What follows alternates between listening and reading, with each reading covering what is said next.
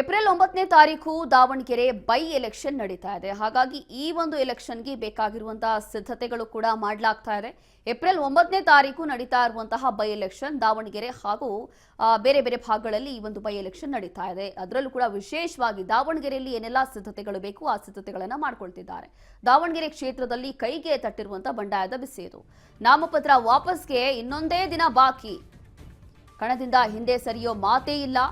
ಪೈಲ್ವಾನ್ ಬಂಡಾಯ ನಾನು ಯಾವುದೇ ಕಾರಣಕ್ಕೂ ಕೂಡ ನಾಮಪತ್ರ ಹಿಂಪಡೆಯೋದಿಲ್ಲ. ದಾವಣಗೆರೆ ದಕ್ಷಿಣದ ಬಂಡಾಯ ಅಭ್ಯರ್ಥಿ ಸಾದಿಕ್ ಪೈಲ್ವಾನ್ ಕೊಟ್ಟಿರುವಂತಹ ಹೇಳಿಕೆ ಇದು. ಕಾಂಗ್ರೆಸ್ನಿಂದ ಈ ಕ್ಷೇತ್ರದಲ್ಲಿ ಅಲ್ಪಸಂಖ್ಯಾತರಿಗೆ ಸಾಕಷ್ಟು ಅನ್ಯಾಯ ಆಗಿದೆ. ಅದರಿಂದ ಈ ಬಾರಿ ಯಾವುದೇ ಕಾರಣಕ್ಕೂ ಕೂಡ ನಾಮಪತ್ರ ಹಿಂಪಡೆಯೋದಿಲ್ಲ. ಯಾರೇ ಬಂದರೂ ಅಷ್ಟೇ, ಯಾರೇನು ಕನ್ವಿನ್ಸ್ ಮಾಡಿದ್ರು ನಾಮಪತ್ರ ಮಾತ್ರ ವಾಪಸ್ ಪಡೆಯೋದಿಲ್ಲ ಅಂತಿದ್ದಾರೆ ಪೈಲ್ವಾನ್ ಸಾದಿಕ್. ಯಾರೇ ಬಂದರೂ ಬ್ಯಾಕ್ ಅಂತೀವಿ ಅಂತ ಇದೀಗ ಸಾದಿಕ್ ಪೈಲ್ವಾನ್ ಕೊಟ್ಟಿರುವಂತಹ ಹೇಳಿಕೆ.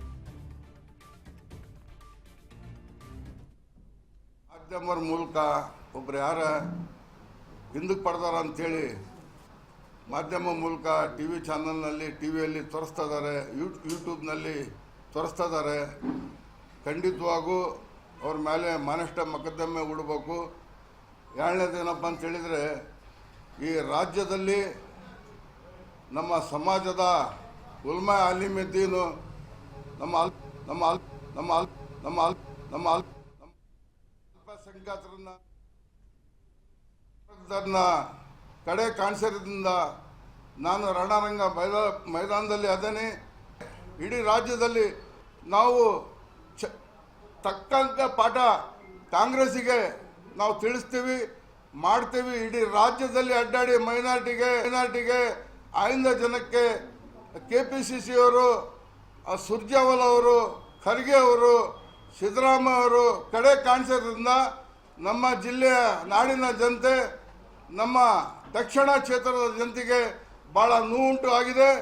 ಆ ಕಾರಣದಿಂದ ನಾನು ಈ ರಾಜ್ಯದಲ್ಲಿ ಈ ಡಿಸ್ಟಿಕ್ನಲ್ಲಿ ಕ್ಷೇತ್ರದಲ್ಲಿ ಜನಗಳಿಗೆ ಮನವೊಲಿಸಿ ನಾನು ಯಾವ ಕಾರಣಕ್ಕೂ ನನ್ನ ಜನ ತೀರ್ಪು ಕೊಡ್ತಾರೆ, ನನ್ನ ಗೆಲುವು ಖಚಿತ ಅಂಥೇಳಿ ತಮ್ಮ ಮೂಲಕ ಹೇಳೋಕೆ ಇಷ್ಟಪಡ್ತೇನೆ ಸರ್.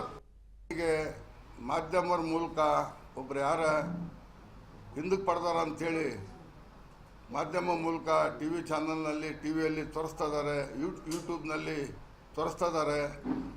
ಖಂಡಿತವಾಗೂ ಅವ್ರ ಮೇಲೆ ಮಾನಷ್ಟ ಮೊಕದ್ದಮೆ ಹೂಡಬೇಕು. ಎರಡನೇದೇನಪ್ಪ ಅಂತ ಹೇಳಿದರೆ, ಈ ರಾಜ್ಯದಲ್ಲಿ ನಮ್ಮ ಸಮಾಜದ ಉಲ್ಮಾ ಅಲಿಮುದ್ದೀನು ನಮ್ಮ ಅಲ್ಪಸಂಖ್ಯಾತರನ್ನ ಆಯಿಂದ ವರ್ಗದನ್ನ ಕಡೆ ಕಾಣಿಸ